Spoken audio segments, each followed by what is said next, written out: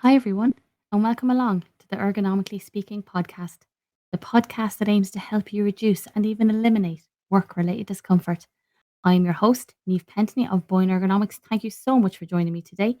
I really hope that you're able to take away some useful practical advice from this podcast to help you reduce your own risk of discomfort at the workplace or help manage the risks among the people that you might be responsible for. So, now that we know why we're here, let's get started. Hello, and welcome along to another episode of the Ergonomically Speaking podcast, where today I am going to be talking to you about stress and pain. What's their relationship? What impact can they have on each other? And what can we do to try and reduce the impact of both stress and pain and help maintain a good quality of life? That's what we're going to talk about today. This episode was prompted by a recent assessment that I did. So I was just doing a standard ergonomic assessment on a desk-based worker, and everything was set up perfectly. She had really good positioning, really good equipment. And when we ran through the demonstrations and we measured it all out, she was set up perfectly, but she was reporting high levels of tension and discomfort across her shoulders. And all the little changes that I would normally make had already been done. She was really proactive and she was still getting this discomfort. So the conversation then moved on, as it does when we can't really find a physical cause. We start to look a little bit deeper. So we start to talk about her job and we start talking about workload.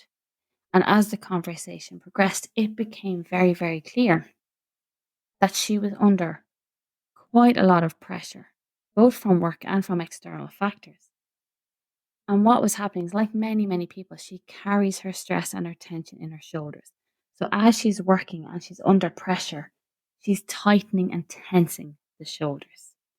So this led to a bit of a discussion between us about stress, pain, and that relationship. And that got my brain thinking. And hence, here we are now. So when it comes to life in general, be it work, be it relationships, be it past trauma, be it neurodivergence, be it whatever it might be, we all experience stress on some level. Now, we respond to it differently, and the same with pain, but we do all experience stress and pain at some point in our lives. And for many people, it can be really, really difficult to manage at the best of times. But if you then go and add in an acute injury, a cumulative repetitive stress injury, or a long term chronic injury or illness, it just becomes even more difficult. And when we think about it, does the stress cause the pain? Does the pain cause the stress? What's the relationship there? And if we can get a handle on this, hopefully this should be able to help you develop ways to reduce both. So we're going to explore this today. We're going to have a look at what's the relationship between stress and pain, have a little look at the science behind it, and then have a look at what we can do to manage both of them effectively. So the first thing I'm going to dive into, very simplified version, is how the brain and the body reacts to stress. I'm not a neuroscientist, but I've done a lot of reading about this area, both recently and in the past as well. So I'm really, really interested in it. So I'm going to give you a little simplified rundown. So when we feel stressed, be it caused by something physical or be it something psychological, when we feel stressed, we release stress hormones. I'm sure you've heard about it, your cortisol and your adrenaline, and about the physiological effect that these can have. So when we release these hormones, you will experience often, an increase in heart rate, that kind of feeling. What happens is the blood flow shifts from the frontal lobe, which is where conscious thinking is managed, shifts from there in the brain to the limbic system. And the limbic system, if you've heard of it before, you'll know, is associated with reactive emotional responses, your fight, flight, freeze response. So that's where that part is managed. The frontal lobe area contains what's called, and forgive me if I say this, if it's a bit mouthful, the dorsolateral prefrontal cortex. I'm going to call it the DPC. This area helps to decrease pain.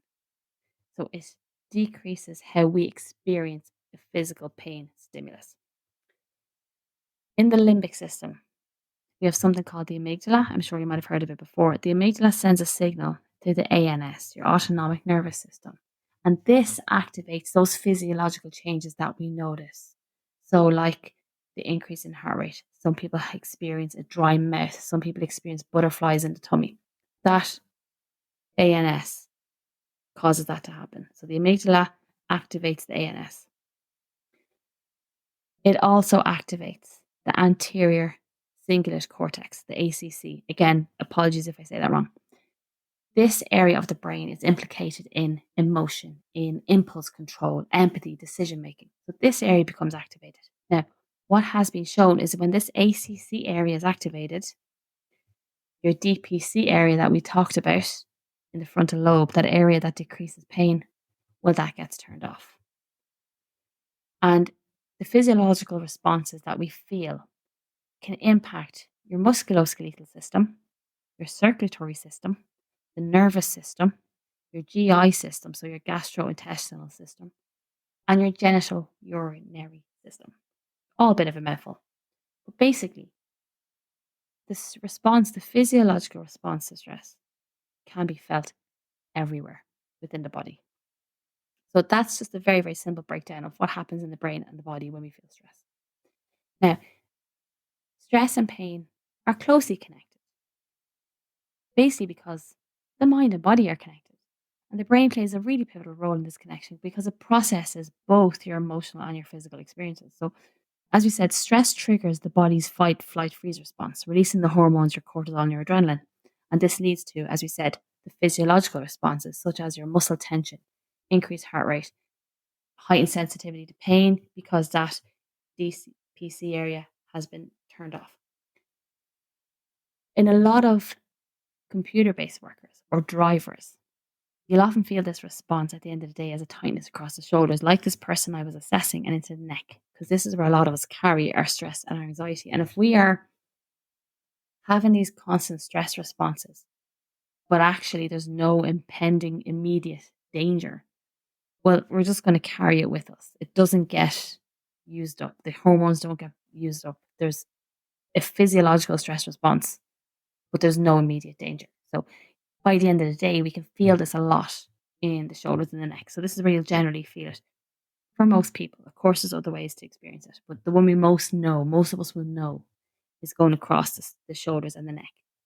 Now, furthermore, chronic stress. So if this is going on continuously, this can disrupt the body's natural pain modulation system. So basically, it makes it more difficult for you to manage pain and to alleviate that pain. And if your brain is focused on stress related thoughts, whatever they may be, this can amplify your perception of pain.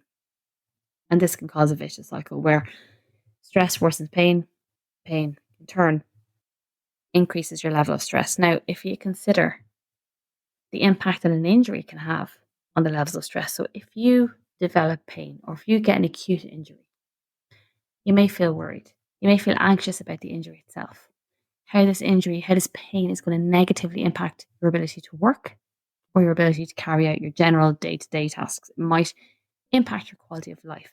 You might be worried about the impact on you financially of being out of work, or if you have to try and afford, treatment and therapies. It can also impact your sleep if you're in pain and you can't sleep, and social relationships. And all of these factors, any of them, can lead to an increased level of stress that you might experience. And if you think as well, some injuries, depending on them, can cause decreased mobility, decreased levels of physical activity, and then this in turn can cause more pain in the body, which can lead to more stress. So as you can see, and I have really, really good images in the blog post for this episode, the link of which is in the show notes. If you want to have a look at a visual kind of version of what I'm talking about here, really, really good visuals. But it is a cycle. Pain, injuries can cause stress.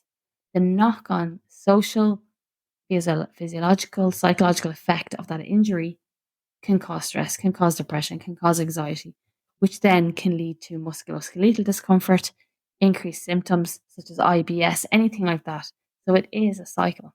Now, when looking into this, I came across what's called the gate control theory.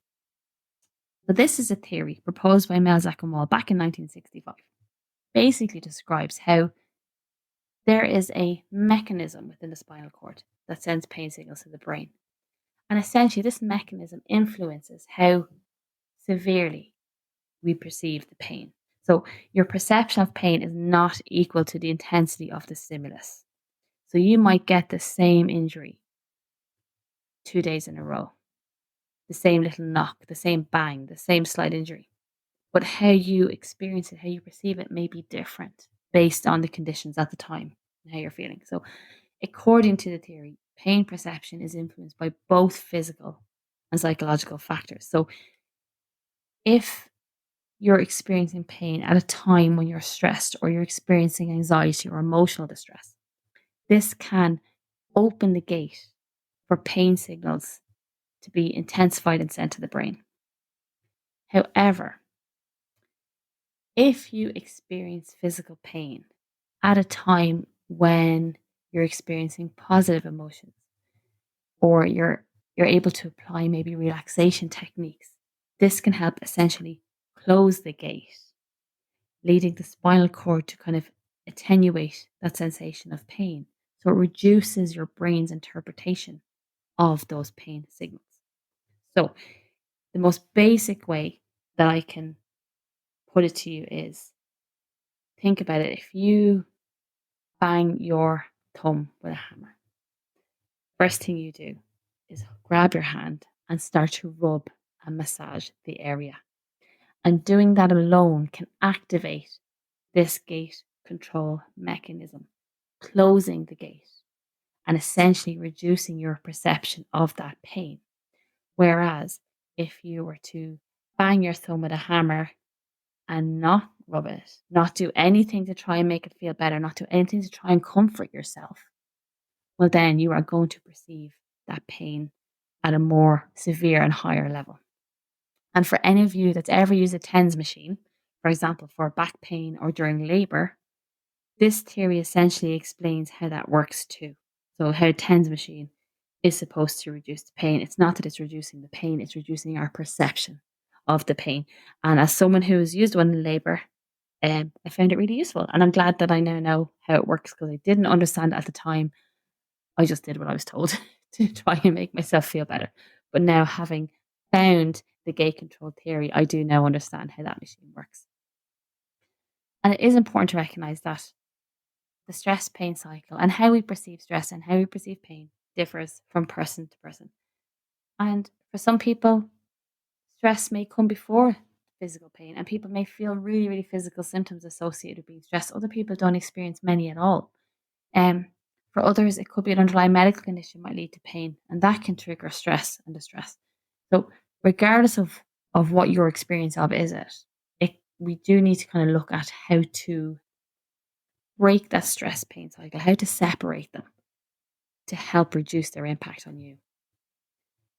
So, what I always say when it comes to managing stress and managing pain, first thing I always say to people is try and identify the source of the issue. So, if you're experiencing stress and anxiety, try and identify the reasons, try and identify the cause, and assess can changes be made to reduce the levels of stress, I suppose, that they're causing you. So, for example, if you look at it and you realize that you're stressed and anxious when you're at work, or even you start to think about work, why are you stressed about work? What is it about it? Is it the workload? Is it the environment? Is it the people? Do you need more support? Do you need training? Do you need coaching? What I will always say to people is if you are feeling excessively stressed and anxious and distressed, and you're not really sure why, or you can't pinpoint why, seek professional help. Seek professional assistance to get someone who can help you work through it. And when it comes to pain discomfort as well, seek medical attention as early as possible. Liaise with work, liaise with your treating specialist to try and identify a cause. And if you're experiencing the pain in work, notify your manager, notify your employer, and request assistance to address these issues. It could be an ergonomic risk assessment with somebody like myself. It may not. And the reason I say this before I go into the 5 kind of general tips, the reason I really, really highlight this is what I see so much in my field is people going for different treatments, be it counseling, be it physiotherapy, whatever it may be, to try and treat their stress levels, to try and treat anxiety, to try and treat physical pain, but then not really doing anything about the source of it. So you're constantly going for treatment without addressing the source. So I always think, be it stress, be it pain, so important to try and identify the source of it first. And then we can kind of go and try and put in place strategies to help it. So the 5 strategies, actually, one of them is actually professional help. So we'll get that one out of the way. I have said that when it comes to stress and pain, always seek professional help if you need to try and identify the cause. You may know it already, but if you don't, you might even need help just with the treatment of it. Another way and strategy we can use is mindfulness and meditation. Now, I'm not a wellness guru. I am not a wellness expert. And I find this field is so massive and there's so much information out there. But finding a mindfulness technique that works for you can help break the stress pain cycle by allowing you to be present in the now and what you feel now. Helps you focus on the now to stop the worrying about the future. So if you're worrying about, not being able to work properly, not being able to meet people socially, or what the impact of your injury might be down the line, worrying about things in the future, it just helps to pull you back into the now. And that alone can kind of help with that. Meditation and deep breathing exercises calm your mind, calm your system, reduce the stress hormones, and that can alleviate your perception of pain. As I said, I'm not a wellness expert. The one thing, and there's loads of tips out there online for different meditation and mindfulness and breathing techniques. The one thing I will share that I find works really well for me, I'm a person who is very, very prone to overwhelm. I take on a lot, always have done. And I will get hit with these moments of panic and stress and overwhelm where physically I feel it in my chest. And what I find works for me from a breathing point of view is inhaling very slowly, filling all the way down to my tummy and exhaling. But I exhale at double the rate that I inhale. So if I inhale for 3, I exhale at 6, pause for 1, 2 seconds, and go again. And again, sometimes I might inhale for 4, then I will exhale for 8 and pause and go again. And I find doing that even for a minute can help just bring me back and calm those symptoms. But if it's something you're interested in, there is so much online. So I won't even try it, but I'm just going to share that was my own tip. Physical activity is another way to help try and break the stress pain cycle. And I find this one is really hard for people because often if you are under stress or if you have pain, the last thing you want to do is physical activity. It's really not where your head is at. But it's really good because regular exercise releases your endorphins, which are natural pain relievers and naturally boost your mood. And it can help in managing stress and pain at the same time. I will say, make sure it's something you enjoy. Do not go engaging in a physical activity for the sake of doing a physical activity. Find something you enjoy, even if it is a short 10 or 15-minute walk outside in the fresh air and come back. Like that in itself can do absolute wonders. And if you can do it regularly and that's all you can manage, you will find that that will make a difference. It doesn't have to be something super intense. It doesn't have to be something super physical, but it is important that you get the body moving. Fresh air outside can help really from a psychological point of view too. And just do it regularly and see, you will notice a difference very, very quickly with that. The third strategy is cognitive behavioral therapy, CBT. So CBT is effective in managing stress and chronic pain because it will help you identify and modify negative thought patterns that can contribute to the stress and the amplification of the pain. I'm not an expert in CBT. I have friends who do it. I have read up about it quite a lot and I've listened to quite a few podcasts where people are talking about it and their experiences with it. And while it's not for everyone, I think if you are feeling stressed, overwhelmed, and you're in pain, it can be a really, really good place to start because that negative thought pattern, even though it's not physical, it will increase your stress levels, which can increase how severely you feel pain, and then, of course, continue with the stress. So, definitely something to consider.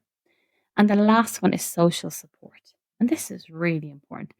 Talk about your experiences with your friends, with your family, with a support group. It doesn't have to be someone you know. If it could be a counselor, it could be anybody. But even just talking about how you're feeling, getting the words out of your head and into the air, or even onto a page. If all you do is grab a journal and write it all down, sometimes even just taking the words and thoughts associated with the stress and the pain that you're feeling and getting them out of your head and into the open and onto a page can help. Keeping things in our head sometimes can really, really amplify them. And if we're going to amplify these feelings of stress, well, then we're going to amplify these feelings of pain. So the 5 strategies are the first one I spoke about was your professional help, mindfulness and meditation, physical activity, cognitive behavioral therapy, and social support. So the question of what came first, the stress or the pain, as with everything in ergonomics and human factors, it does not have a simple answer. We all experience and respond differently, and the relationship is very complex and it moves both ways. What I will say is, following research into the area, if you're experiencing stress or anxiety, well, this is going to exacerbate symptoms of any underlying conditions, any underlying injuries. And you can also have feelings of pain and discomfort in the absence of any known pre existing issue, just caused by the stress itself. And then, equally, based on your own individual circumstances, an experience of an injury or illness or discomfort can lead you to feel stressed and anxious. But definitely understanding the science behind it all can just empower you to take some proactive steps and realize that you can break the cycle. It doesn't have to be this way. Um, just remember that you do, I think, always have to address both. Like, addressing the stress alone may not resolve the pain. Resolving the pain alone may not resolve the stress.